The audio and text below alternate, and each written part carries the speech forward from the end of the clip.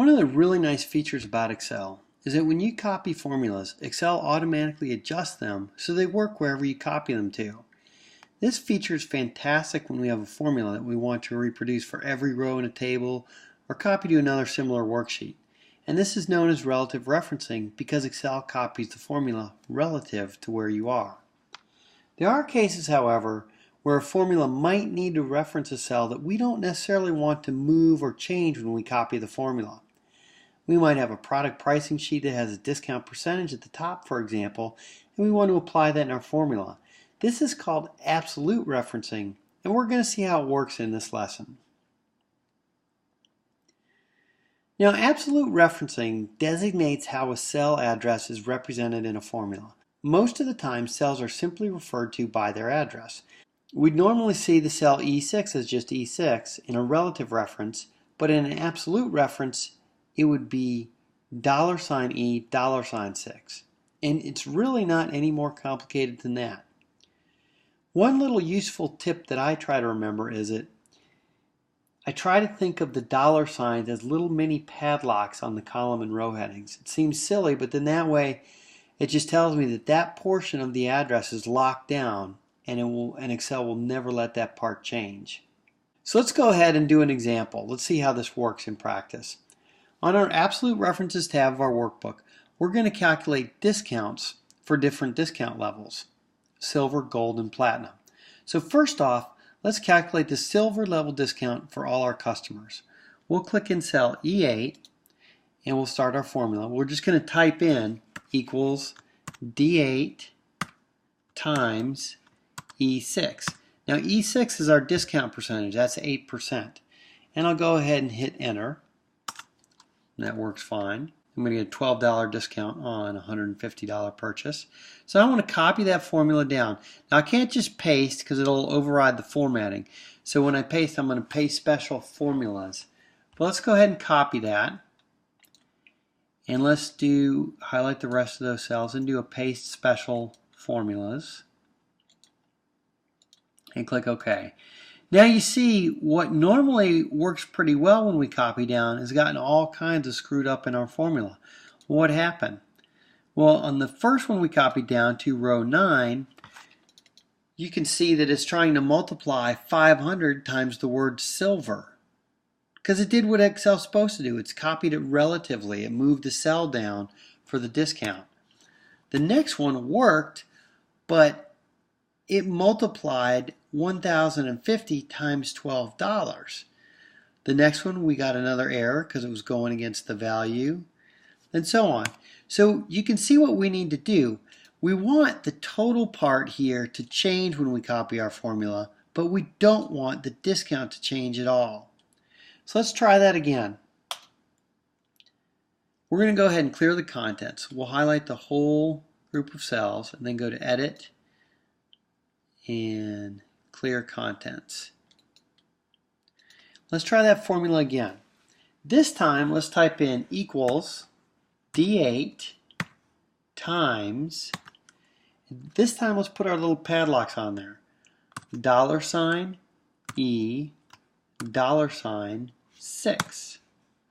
Okay, you see it still highlights the same cell, but it's absolute reference. So I'll hit enter, and now when I copy it and I can paste special formulas,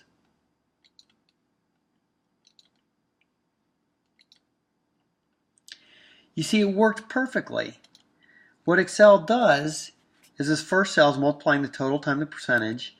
Relatively, it's moving the row down because that doesn't have the dollar signs on it, but it locked that top cell that has our discount in place. So every formula we move to, it's locked down cell E6, so that'll never move in our formula. That's an absolute reference. So let's talk about one other concept with absolute referencing, and that's what is a partial absolute reference.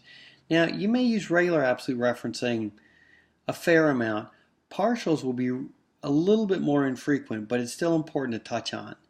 If you noticed, when we did our absolute reference, we put that dollar sign in front of E and in front of 6. But what a partial does is that allows us to lock down one part of the address, but not the other. So we could lock down either the column, that'd be E, or the row, and have the other changes we copy. And if it's sounding like it could get a little confusing, you're right, it can. But we just want to give you a demonstration of this feature. So let's select cell E8 and copy. And let's select cell F8 and paste special formulas. And click OK. And I got a number here, but I'm really not sure that 15% of 150 is equal to 96 cents. So let's double click and see what happened. Two things happened that we didn't want to. First of all, Excel relatively moved over our total row, so we wanted it to keep the total over here.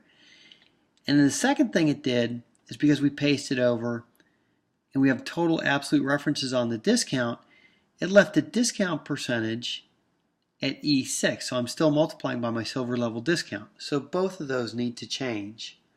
What would be ideal is if we can lock down column D for the totals but have the row change, but then on the discounts lock down the row and let the columns change when we copy our formula. So let's see if we can do that. I'm going to hit escape and let's go ahead and type in that formula again. And this time I'm going to say equals D8, but remember we wanted to lock down the column in the total row. So we're going to do $D, but just type 8. So the row is not going to be absolute. Times the discount up here, and what we're going to do there is we're going to say it's going to be F, because we want the column to change, but the discount is always in row 6. So we're going to lock down the row. Times F6. 2250. That sounds more reasonable as a discount there. Let's copy that function down. Copy it. Paste special values, or paste special formulas. And it looks like it calculated our discounts correctly. So let's see what happens if we copy it over to the platinum discounts. Still got it copied, so let me do the paste there. Paste special formulas and click OK. So if I double click on this one, you see that Excel, indeed, it locked down column D in my formula. So we're still looking at column D for our total. By locking down the row, we're keeping the discount in the right row. You see how it moved all the way down. We still got the right discount and the right total. Excel's ability to copy formulas relatively and adjust them based on where you paste is a powerful and useful tool. There will be times, though, when you will need parts of a formula to be absolute and reference the same cell no matter where you paste the formula. Even though we might not use absolute referencing every day, it's good to know the ability exists when we do need it. And remember the little trick. Think of the dollar signs that you put in front of the column and row headings as little padlocks that lock down the cell when you want to copy it.